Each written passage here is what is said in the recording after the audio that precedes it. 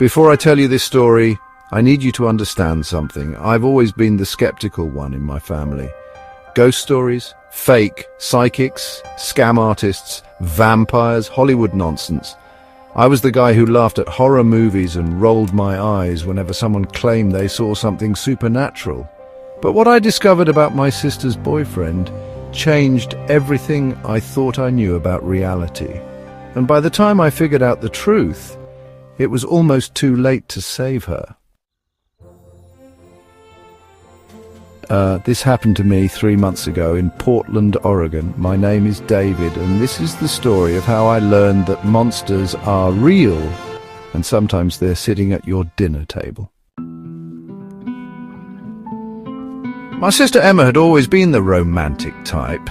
At 24, she'd had a string of boyfriends, most of them decent guys who just weren't the one.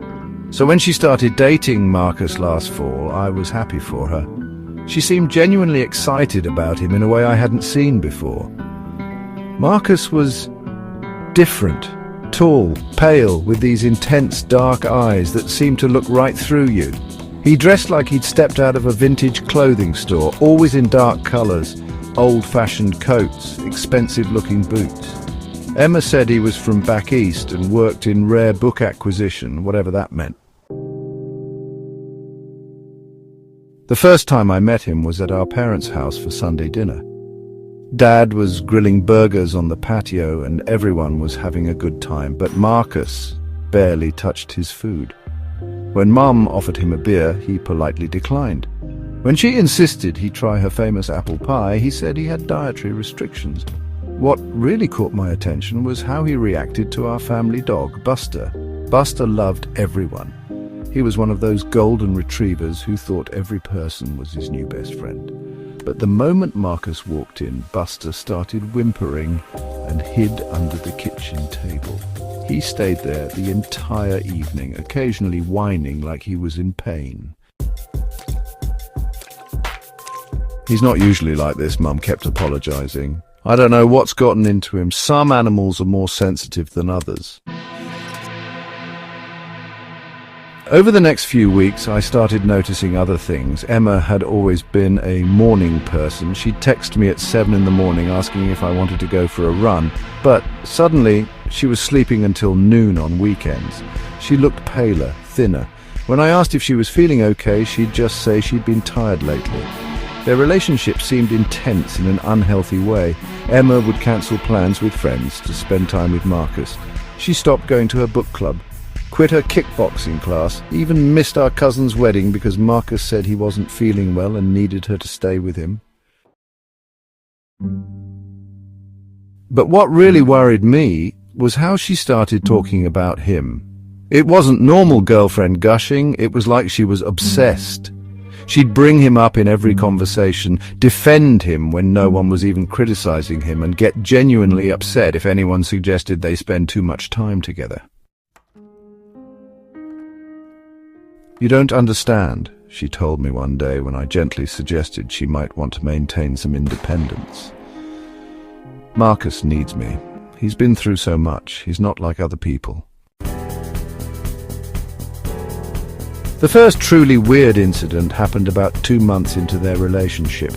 I was driving past Emma's apartment complex around 11 p.m. when I saw someone climbing up the outside wall of her building. Not using a ladder or fire escape, actually climbing, fingers and toes, finding holes in the brick like it was nothing. I pulled over and got out of my car, thinking someone was breaking in, but as the figure reached the third-floor window, Emma's window, I realized it was Marcus. He moved with this fluid, inhuman grace, scaling the wall faster than should have been possible. The window opened and I saw Emma's silhouette reach out to help him inside. Like this was normal. Like her boyfriend regularly climbed 3 stories to visit her instead of using the front door. I called Emma the next morning.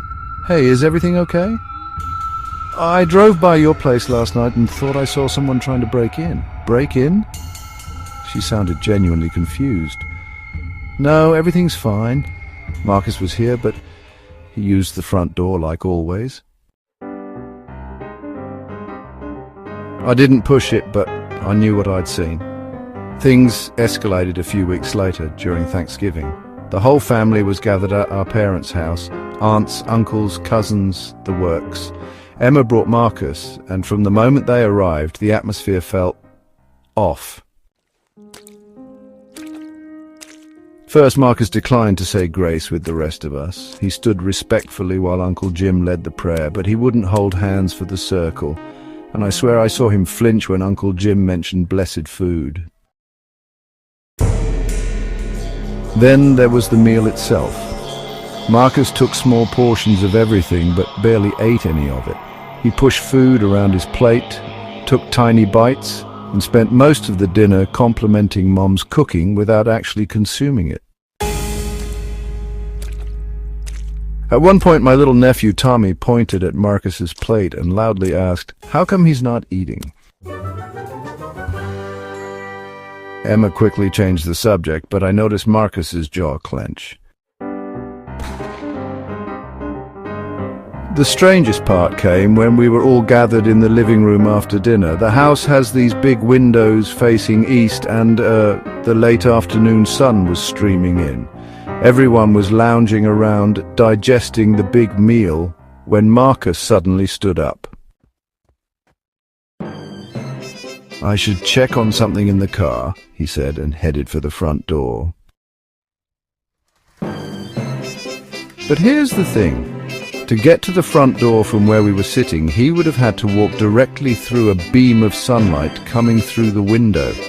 Instead, Marcus took this weird, circuitous route around the entire room, staying in the shadows the whole time. It looked so unnatural that even my dad noticed. "You okay there, Marcus? You look like you're trying to avoid something."